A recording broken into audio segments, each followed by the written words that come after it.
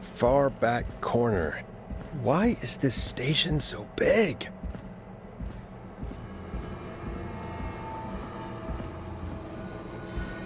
That must be it. Boom! We've got power!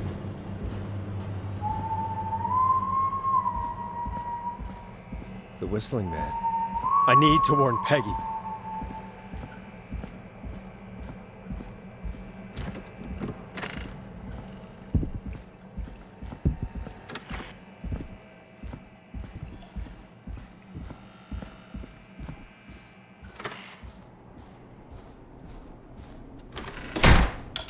What the hell?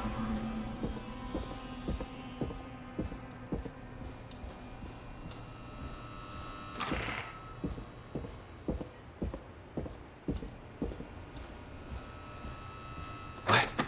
Why is it locked? What? Why is it locked? What? Why is it locked? Oh no. Peggy! Where'd you go?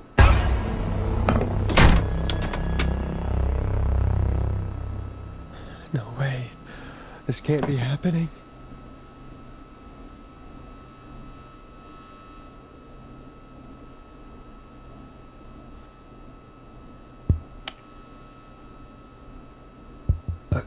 A call. Where's Peggy, Dawn? Have some patience, Forrest. It's almost the end of the night. Almost the end of the show. But it's not over just yet. Got a little time still. So let's make the most of it. What do you mean? Make the most of it how? Well... I thought we'd end tonight's Whistling Man special with a special guest. The one who started it all. Let me take that out of your mouth and... You crazy bitch! Let me go! Welcome to the air, Mr. Teddy Gallows Jr. Wait. It's all gonna come out tonight, Teddy. Your daddy and his money saved you 20 years ago. But even if he crawled out of his coffin with all the money in the world... Wait, where the hell is Teddy? How are you talking to him if you're here with me? Because I'm not there with you, Forrest. I'm here with Teddy. And if he says where that is, well, he knows he'll get it.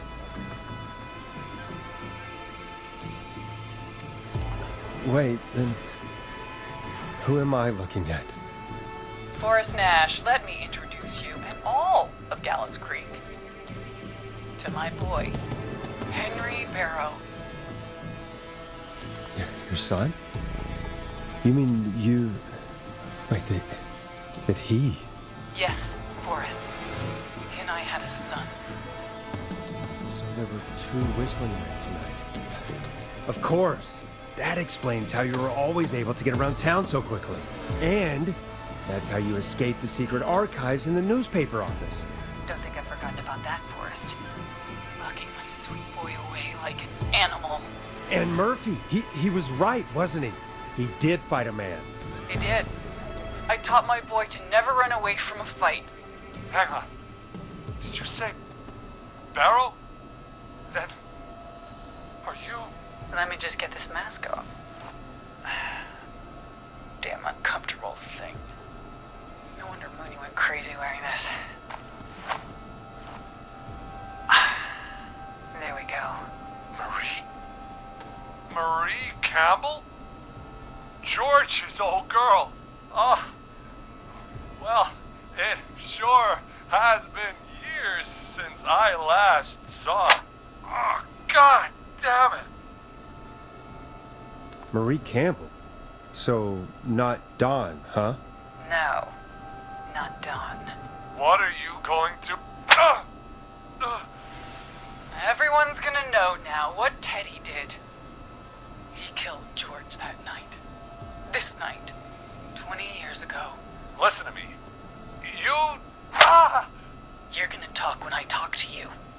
And not a moment before. Meanwhile, Forrest, I'm gonna give you the chance to talk.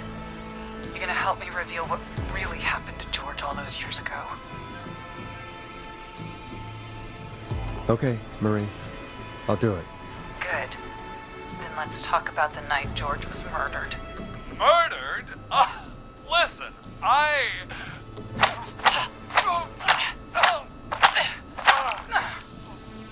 said you speak when you're spoken to. Now, I know you've done some good work tonight in piecing together what happened to George 20 years ago, and that's why I want you to interview us. If you say so, I'm not really in a position to argue. I'm happy we have your cooperation. Do a good job. And hell, you might be the only one to leave here alive.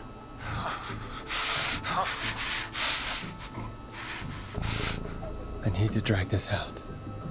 If I can buy Leslie time to get back to Gallows Creek, and if I can find out where Marie is, then this can end. Teddy, we'll start with you.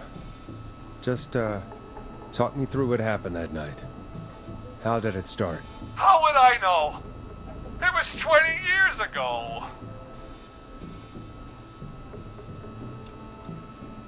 Do you want to die, Teddy? Because if you don't start talking... Ow. What the hell? God damn it. Okay. Our first team party was coming up. And when I saw the date it was scheduled for, I had an idea for a way we could prank the new guys.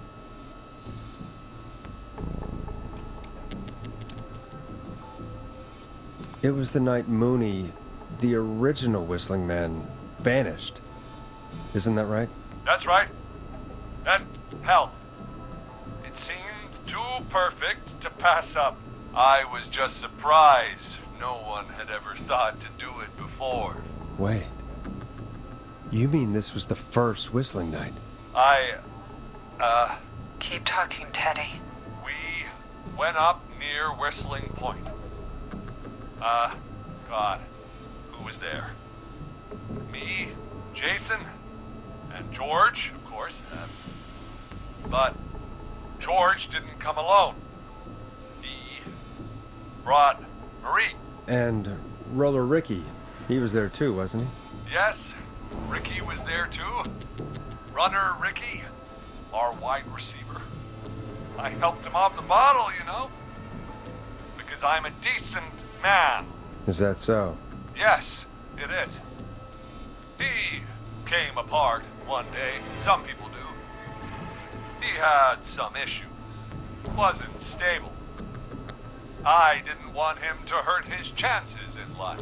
So, I helped him keep himself together.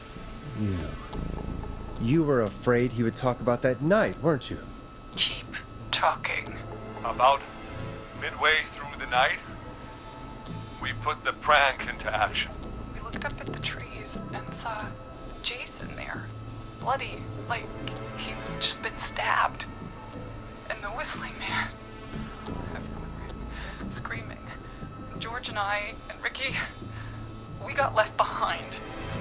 But Ricky was in on it too. I know he was. He and Teddy were as close as anybody. Teddy must have told him the plan. No, Marie, you're wrong. Ricky didn't know. What? Did you miss that part of the broadcast? I spoke to him earlier. He had no idea what was happening. He said he was as terrified as anybody. Isn't that right, Teddy? You didn't tell him, did you? Ricky never could keep his mouth shut.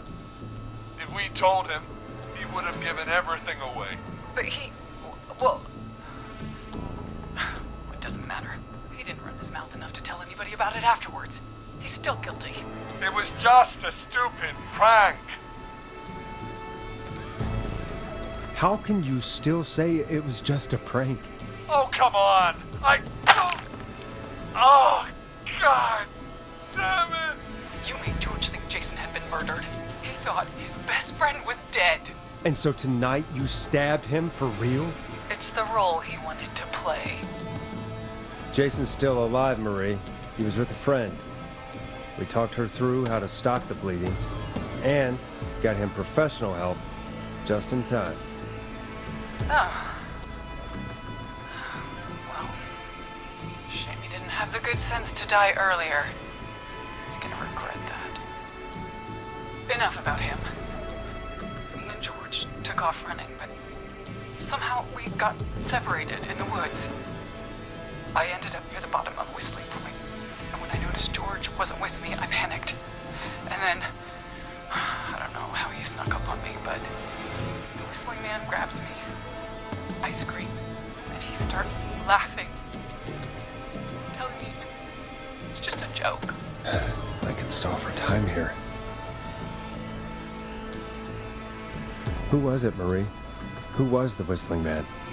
I suddenly recognized it was Chuck. Chuck Brody, who's the Whistling Man, laughing away. But then he stops, and he's looking up at the top of Whistling Point. What was he looking at? Teddy, what happened next? Nothing. I mean, it was just Teddy? George fell off Whistling Point.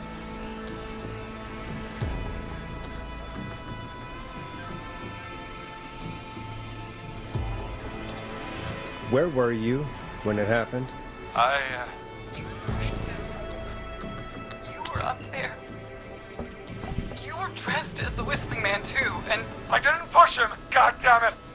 I just chased him up there and he kept backing up.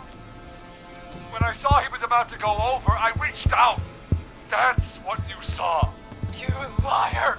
It's not my fault. He didn't know it was a joke. If he'd had any brains, he would have realized. Ugh. You bitch. No one's going to believe this. After all you did. If she's lying, why the cover-up? My future was at stake, Nash. You know what it's like.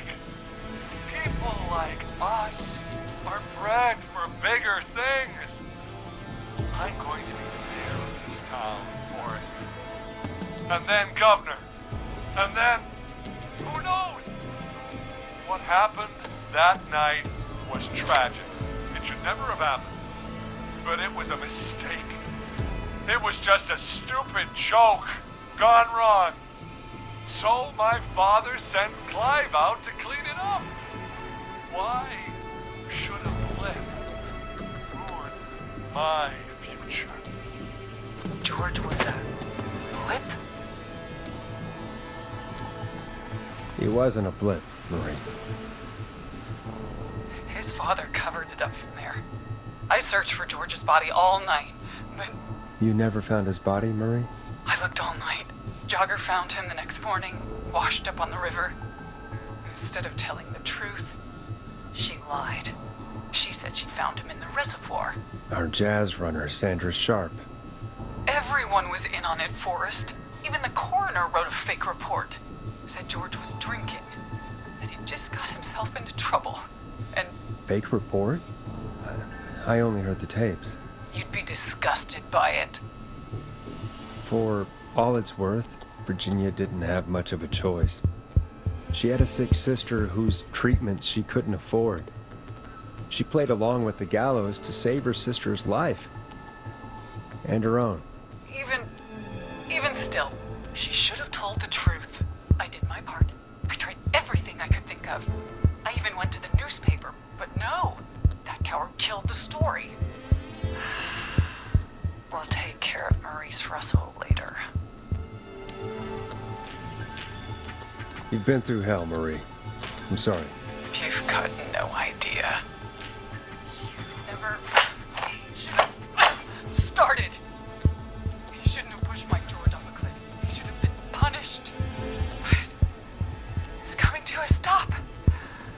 At least for now. Here, where George and I first met, before he joined your football team, was right after he shot the winning throw. Wait a sec.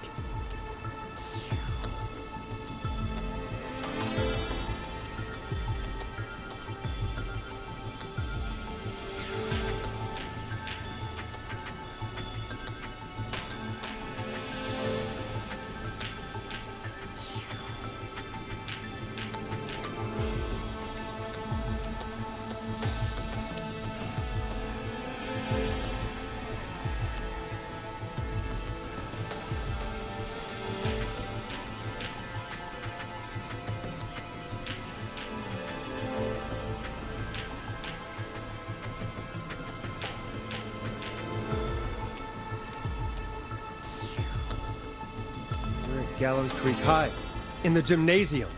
That's right, Forrest. Not that it matters, but yes, we're here. Anyway, I think that about wraps up the interview with Teddy. So... Marie? Where?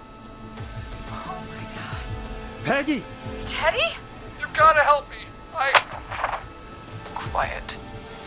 We'll talk more later. Now I have to talk to someone who mattered more than you ever did. Peggy. It's been so long since I've seen your face. I worried you wouldn't come. Marie! Oh my god. I thought you... And here I was, thinking you'd forgot me. I'd never forget my own sister. Forrest seems lost for words. Wanna explain, Peggy? Earlier, while you were speaking to Jason, I got a call. Do you remember? Well, it was from Dawn. She said that my sister Marie was there that night George died, and that I should come to the gym for a reunion. And when you walked in, you found out. That my sister is the Whistling Man. Good to see you too, Peggy. Why didn't you tell me any of this? She said that it was my last chance to see my sister. I knew if I told you, you'd try to stop me or come with me when we need you on the radio. And I just... I'm sorry. This has to be a lot for you. What happened to you, Marie? You just disappeared one day. Disappeared?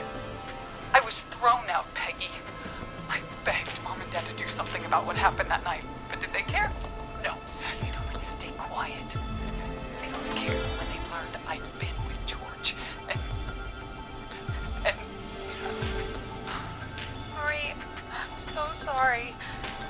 I never knew. It's not your fault. Really, it's Mom and Dad I should be seeing right now. But since they're dead and gone, well... I'll have to settle for the next best thing. Next best thing? Do you mean? Someone has to pay for what they did. Marie, please. Mom and Dad are gone, Peggy. Besides, you forgot me. Just like the rest. You forgot. Marie, Peggy never forgot about you. Keep your mouth shut. She kept a card from you. She kept it here on her desk. What card? The card you made me for my 8th birthday. What does it say then? Happy birthday, Peg. Now you're great and 8. Love, M.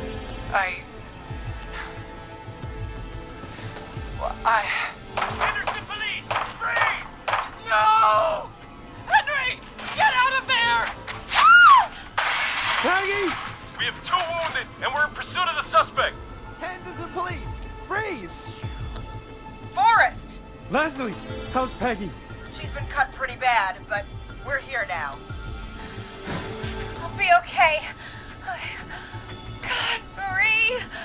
Hey, Zara! I need you to look after Peggy. She needs help. Now, we got here just in the nick of time. Where's Marie? She bolted right as we got here. The police are right on her heels. It won't be long now. It's over, Forrest. Well, folks, it was a long night, but we made it through together. I'm gonna head off to go check on Peggy. This has been Forrest Nash. And it's been a scream.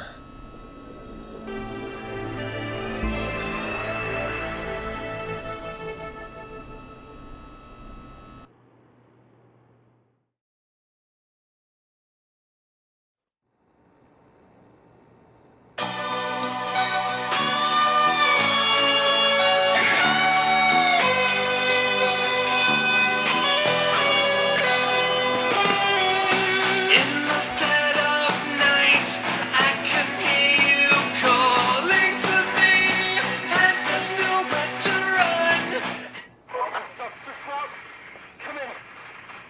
suspect is in custody. They trailed the other suspect into the nearby woods. And you won't let me go. Oh no. Here in the darkness, I've got this feeling. It's growing stronger inside of me. It's a killer frequency.